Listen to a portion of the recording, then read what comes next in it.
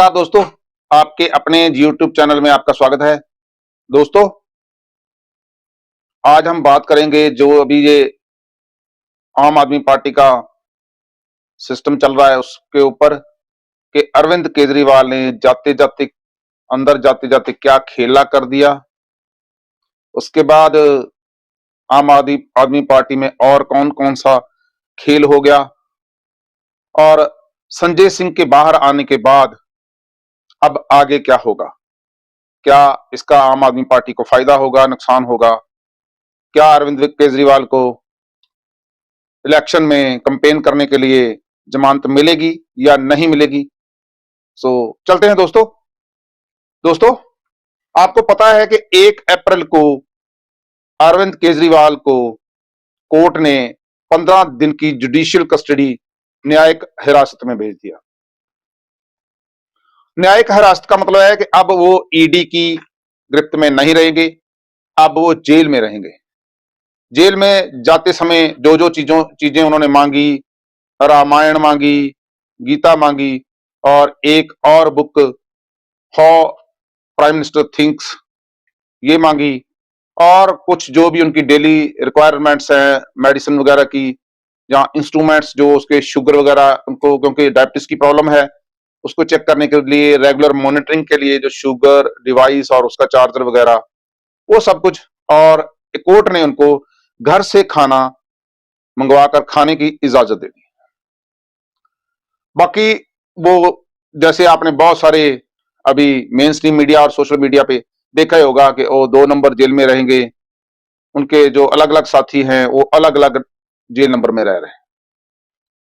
संजय सिंह जी जो है वो उनकी 2 अप्रैल को जो सुनवाई हुई और उसमें उनको जमानत मिल गई। पहले अरविंद केजरीवाल केजरीवाल जैसे ही अंदर गए उससे पहले कोर्ट में ईडी ने कहा कि अरविंद केजरीवाल है जो, उन्होंने क्या कहा ईडी को कि जो विजय नायर जो मेन अक्यूज्ड की मॉनिटरिंग सारा सिस्टम को ऑर्गेनाइज करता था, वो आतिशी और सौरभ भारद्वाज को रिपोर्ट करता था, ना कि अरविंद केजरीवाल को रिपोर्ट करता था। अब इसका मतलब क्या है? इसका मतलब यह है कि अरविंद केजरीवाल ने जाते जाते उन दोनों को भी फंसाने की कोशिश करी। आप कहेंगे अपने ही पार्टी के लोगों को ऊपर डाउट पैदा करने की कोशिश क्यों करेगा कोई? उसका एक बहुत बड़ा कारण है, क्योंकि जैसे ही अरविंद केजरीवाल ईडी की हिरासत में गए, इमीडिएटली सुनीता केजरीवाल को एक्टिवेट कर दिया गया। उसके बाद सारी की सारी आम आदमी पार्टी का स्टेज है जो वो नीता केजरीवाल ने संभाल ली, चाहे वो डेली या एक दिन छोड़कर टीवी पर आना, मीडिया पर आना, प्रेस रिलीज जारी करना, वीडियो जारी करना, या फिर 31 मार्च को जो इंडी गठबंधन की रैली हुई उसको ऑर्गेनाइज करना, उसको सबसे पहले संबोधन करना और लीडिंग रोल में रहना।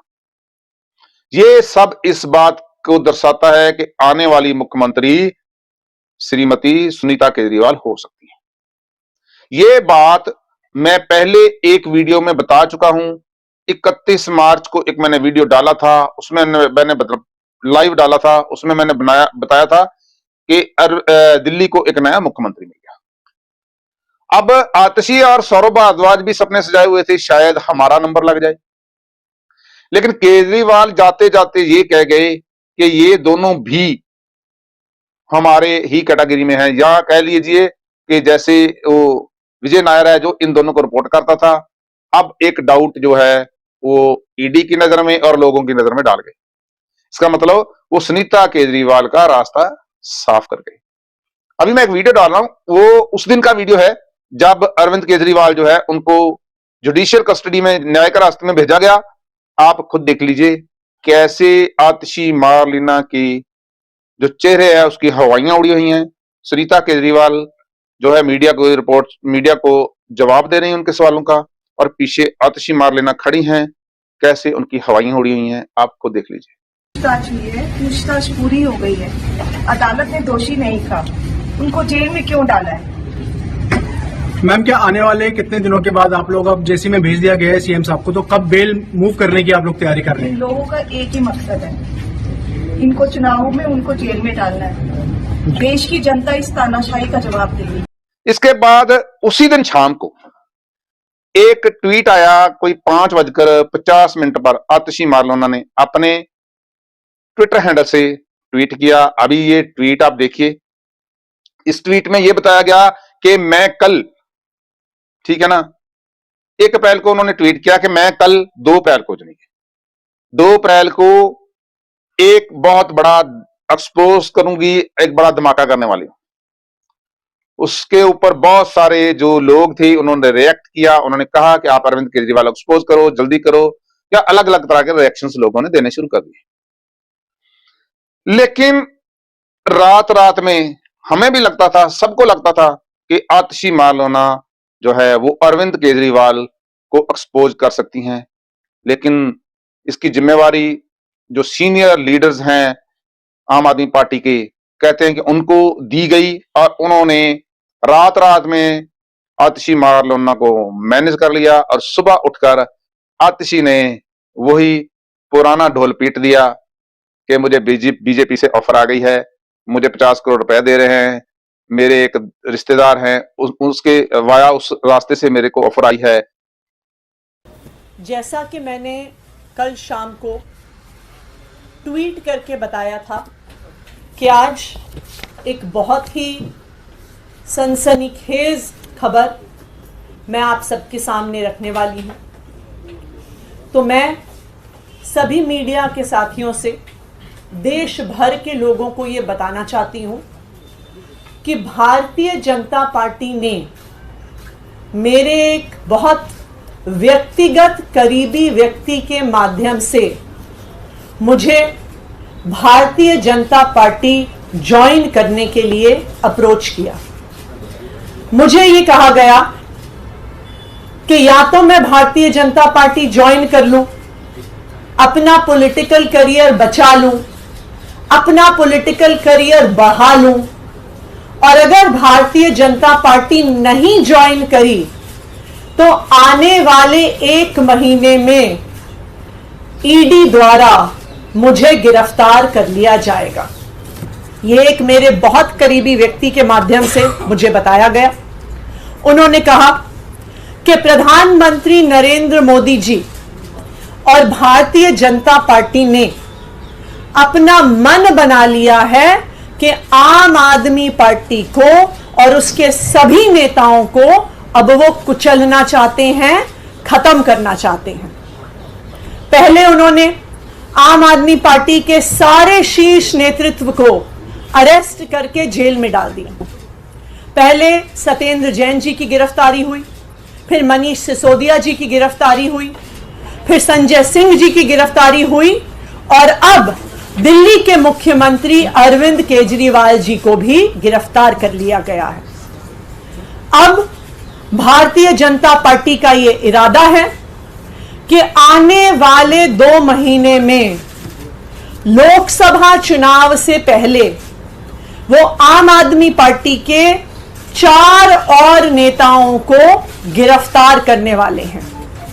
वो मुझे गिरफ्तार करेंगे, वो सौरभ भारद्वाज को गिरफ्तार करेंगे, वो दुर्गेश पाठक को गिरफ्तार करेंगे, और वो राघव चड्ढा को गिरफ्तार करेंगे। भारतीय जनता पार्टी ने यह उम्मीद करी थी कि अरविंद केजरीवाल जी की गिरफ्तारी के बाद आम आदमी पार्टी बिखर जाएगी, आम आदमी पार्टी टूट जाएगी, आम आदमी पार्टी का मोराल डाउन हो जाएगा, क्योंकि आम आदमी पार्टी का अब सारी सीनियर लीडरशिप जेल में है, हिरासत में है। लेकिन संडे की रामलीला मैदान की रैली के बाद, जहां पे दिल्ली भर और देश भर से लाखों लोग आए, पिछले 10 दिन से आम आदमी पार्टी के सड़क पर चल रहे संघर्ष के बाद अब भारतीय जनता पार्टी को लगता है कि आम आदमी पार्टी के टॉप 4 लीडर्स को गिरफ्तार करना काफी नहीं था। अब आने वाले समय में अगले बड़े 4 नेताओं को जेल में डाला जाएगा। मुझे जेल में डाला जाएगा, सौरभ भारद्वाज को जेल में डाला जाएगा, दुर्गेश पाठक को जेल में डाला जाएगा, और राघव चड्ढा को जेल में डाला जाएगा। दोस्तों, जैसे आतिशी मारलोना ने ये कहा कि मेरे को बीजेपी के लोगों ने बीजेपी ज्वाइन करने के लिए कहा और मेरे एक दो करीबी रिश्तेदार के पास अप्रोच किया है, वो एलिगेशन लगा के भाग निकले। लोग पूछने लगे कि आप उसका नाम बताओ, उसका कोई फोन नंबर बताओ, अपने रिश्तेदार का फोन नंबर बताओ। लेकिन आतिशी मारलोना जो है वो, जैसे कि आपको पता ही है, आम आदमी पार्टी वालों की एक फितरत है कि वो उनका काम है इल्जाम लगाओ भाग जाओ। लेकिन यहां मुझे लगता है कि आतिशी मारलोना फंस चुकी है।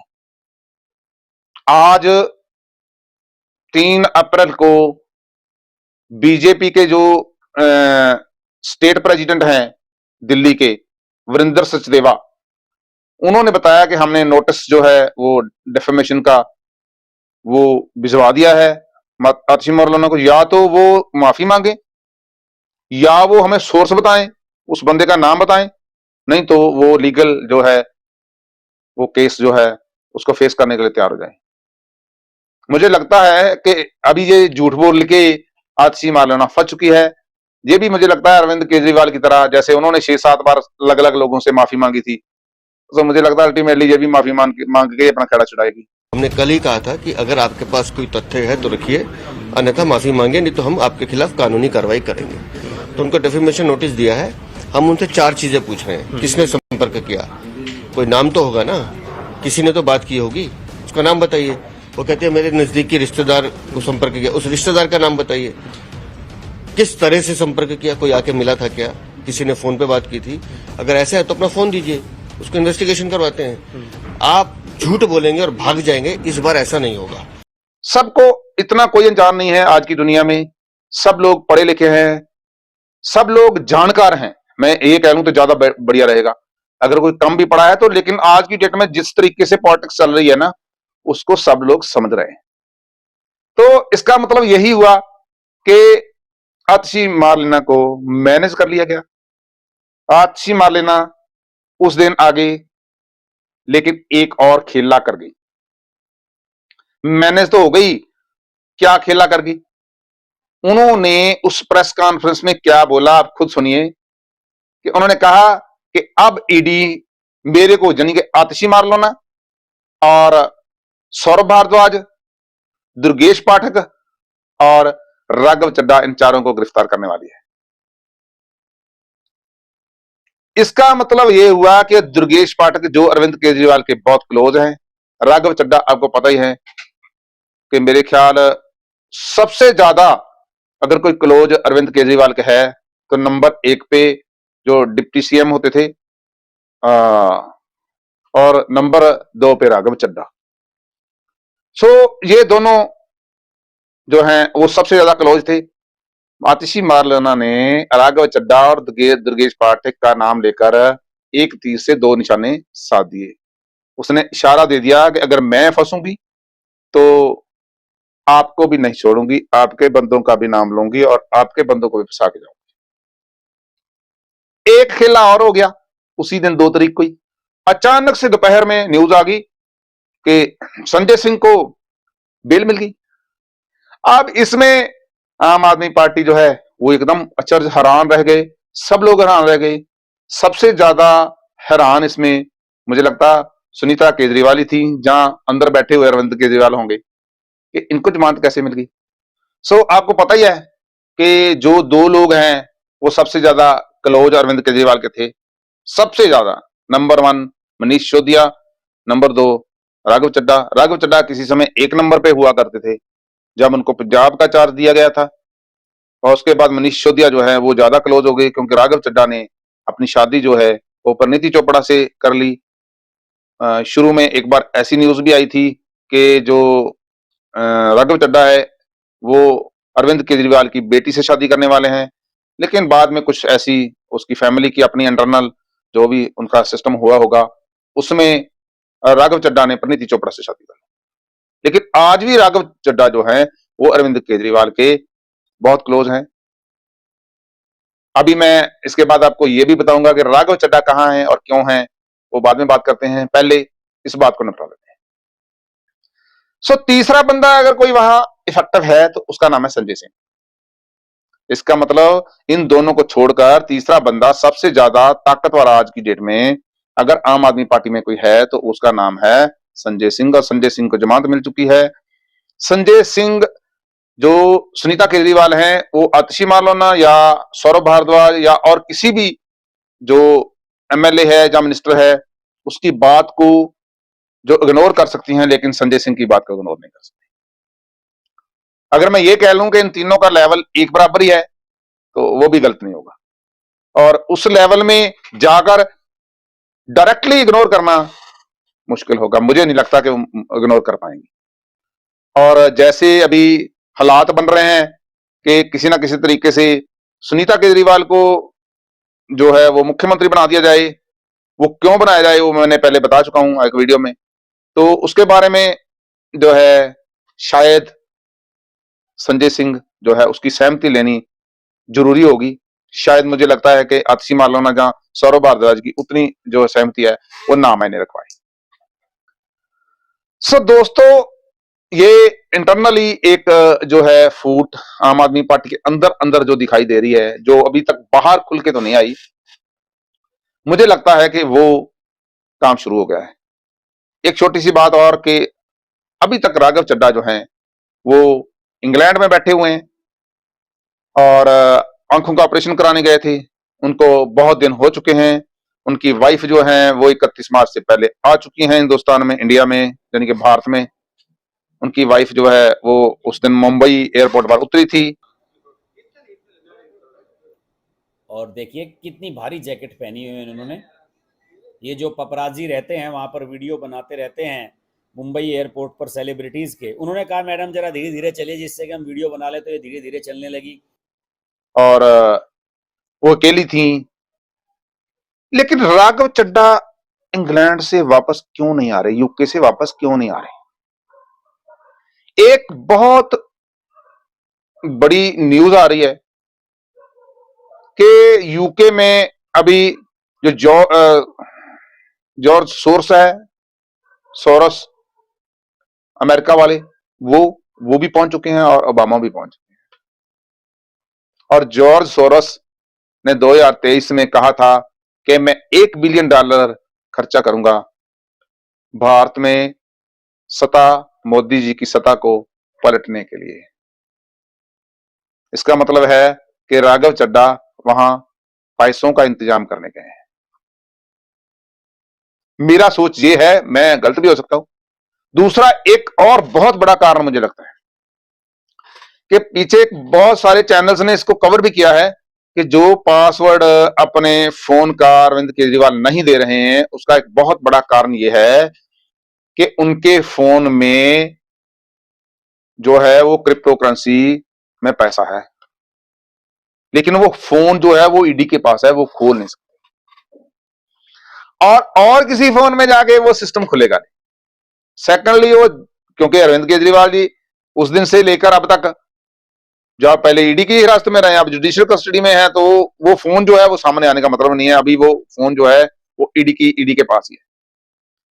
तो उसका कोई अल्टरनेटिव बनाने गए हूं कि वहां जो पैसा है उसको किसी तरीके से दूसरे सिस्टम में या दूसरे अकाउंट में या दूसरे फोन में उसको कन्वर्ट जो है ट्रांसफर किया जाए। मुझे लगता है ये भी चांस हो सकता है। दोस्तों, आप इसके बारे में क्या सोचते हैं?